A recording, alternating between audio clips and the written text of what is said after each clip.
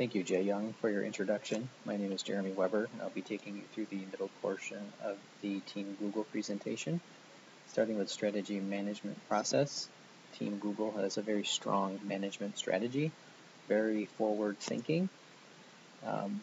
They also have a very competitive human resources strategy in which they look to select and train and really retain the best and the brightest people that they can to ensure the continuance of their strong position in their field as well as their business.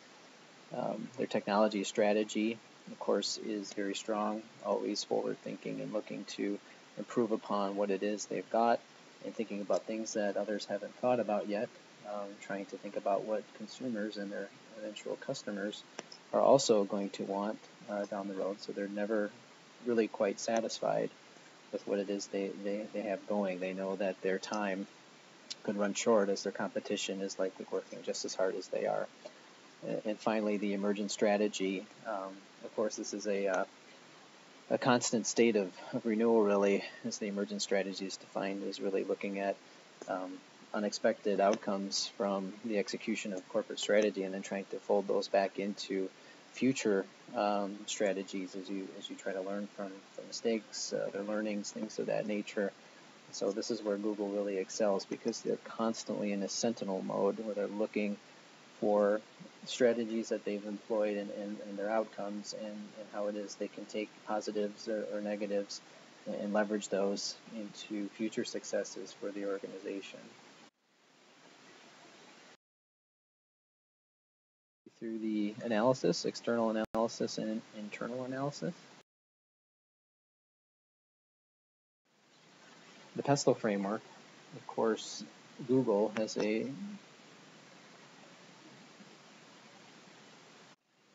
number of stakeholders and considerations, of course, starting with political, the environment in which they work. Of course, they were started in the United States, but not all countries and governments behave the same. There are different rules, different laws, different systems, quite frankly, that allow their business to be successful or not. And so they have to be ever vigilant in understanding what those risks and limitations may be and navigating around them so that they can enter markets where they are currently potentially underserved or are looking to do more business in order to be successful. The same holds true for the economic aspect. How it is they're going to raise money, spend money, leverage their assets to borrow money. All of those things come into play as all countries are a little bit different, and yet they're, as a global entity, really need to truly understand that. And I think Google has really kind of leveraged the success they've had in the United States to go global and has really armed themselves with a number of individuals and resources who can navigate this for them and allow them to ultimately be successful. Sociocultural, of course, when you're going in multiple countries, not all user content is going to be desired the same. There may be certain limitations imposed by government in terms of content, what can and cannot be viewed. And so they're going to have to structure their services in order to be consistent with local regulations and as well as the likes of the local population. From a technological standpoint, becoming global is a big deal because in the United States, many people have access to devices, computers, even internet access. This may not be true across the entire world. In fact, Google is looking to try to provide internet access to underserved regions, especially in Asia, where they may have access to devices but no way to access the internet. Without the internet, Google is really nothing, and so this is very important for them to do in order to expand their reach. Ecological, as a search engine, we may not think that they actually would leave too much of a carbon footprint, but where they are requiring server space activities that are going to cause some sort of environmental impact, I think they're looking very strongly putting things in the cloud, doing things in a way that really minimizes not only their energy burn rate, but their sort of mark left on society from the conduct of their business. And then lastly, legal, which is a very important consideration, as we talked about. Some of the political and economic aspects of the custom framework. There's a lot of user content that is going on the web. Some of it's copyrighted, some of it's not. They're hosting it, so they have to basically become a repository of information. It's not unheard of to have content that has been infringed upon, deposited on a website that Google may then have shown up in search results or what have you. And so they have to be very careful and cognizant about fishing out illegally infringed upon material and content and not passing it off as their own or under the Google umbrella.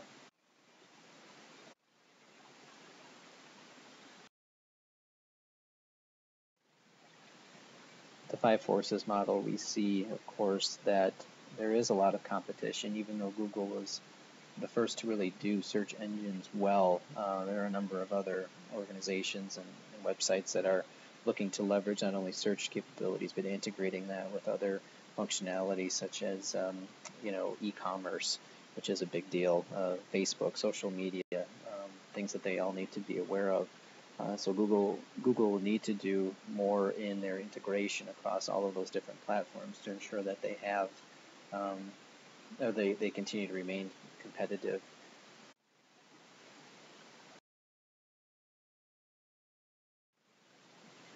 For Google's SWOT analysis, of course, they're very, very top-notch customer service and technology-oriented company. So that is a definite strength, long-term, strong culture of innovation.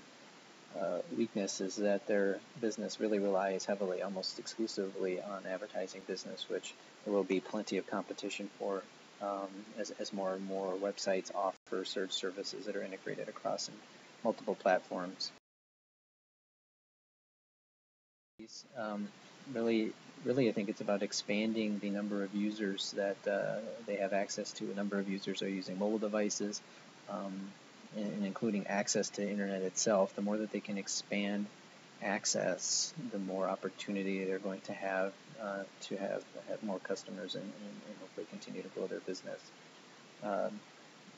The threats, of course, are going to be from other large technology organizations. We talked a little bit about Facebook, but Microsoft with Bing, Amazon, really any other organization that has a website that can do search and do social media, integrate a bunch of different desirable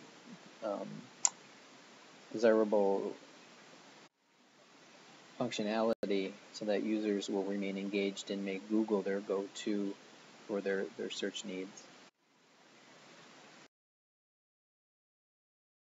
Of course, of its ability to innovate and its ability to cultivate a culture of innovation. Without those two things, Google cannot be successful, so they strive for that as probably their top priority.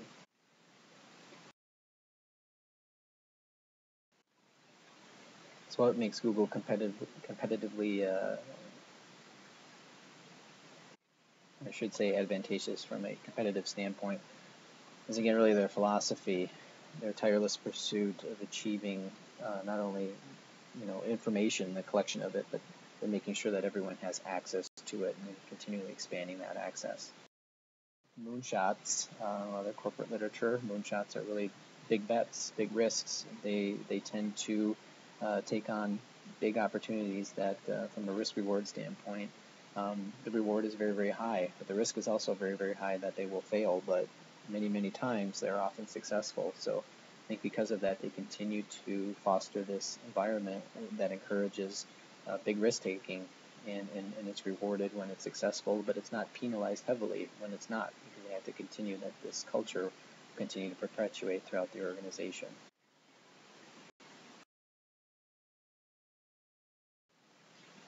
From a risk standpoint, of course, everyone is more than likely has a mobile device and more than likely is doing most of their business functionality from their mobile device, business, social, etc. So there's a lot of competition, there's a lot of different providers of these devices, and they all use different platforms. Google is one, but there's also Apple, there's Microsoft, and so Google's ability to remain relevant also is dependent upon their ability to maintain a presence on these new devices as they're coming out. a business strategy standpoint, the takeaway from this slide is really about speed. Consumers expect that when they search for something that they will get a relevant result very, very quickly, and they will not have to search multiple pages to find the answer. And so this is what Google strives for.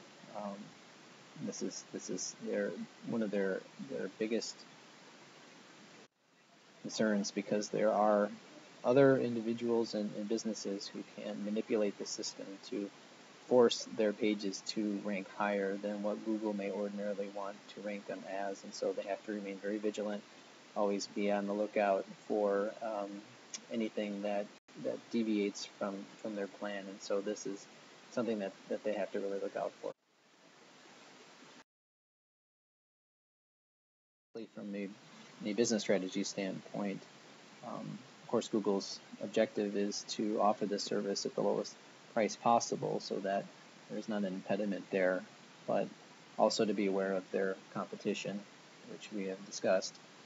And lastly, to also make sure that they're always thinking about the tastes of their customer base. This spreads, across cultures, across politics, across all sorts of different dynamics. So this is not a simple thing to do. So they must dedicate an army of individuals to being ever vigilant, understanding current trends, changes in trends, evolving political landscapes and things of that nature, and then building that back into their business model as they build products that are desirable to their consumer base going forward. And with that, I will leave it over to Hannah to finish the presentation. Thank you.